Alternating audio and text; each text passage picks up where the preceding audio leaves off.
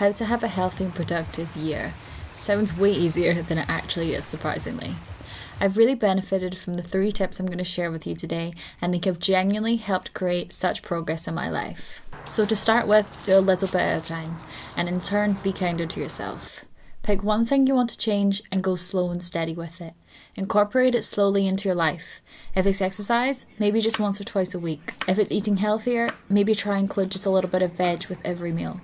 Or do one healthier meal a day, or maybe 1 or 2 a week. Whatever is achievable for you.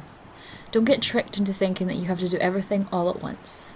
Remember the tortoise and the hare. Slow and steady wins the race.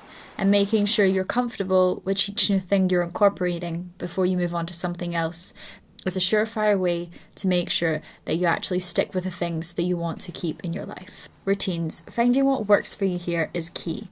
And don't think you can't change a routine once you've started one. Fiddle around to see what works best for you at what time of day and in what order. And just because something works for somebody else doesn't mean it has to work for you, and that's perfectly okay.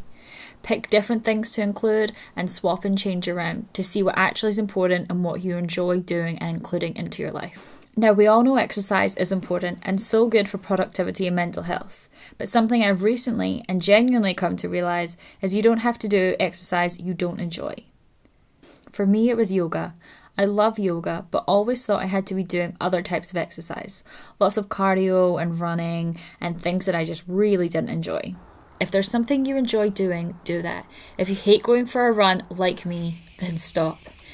If you dread the thought of going to the gym, but love the idea of going for a hike instead, then do that. We want to find things we enjoy doing, things that don't seem like a burden or a chore. Because if you enjoy the exercise you're doing, it's much more likely you're going to keep doing it and keep doing it regularly. If you hate a certain type of workout that you're forcing yourself to do, then you're only going to create negative connotations with working out, and chances are you're going to stop working out altogether, and then it's going to be even harder to start again in the long term.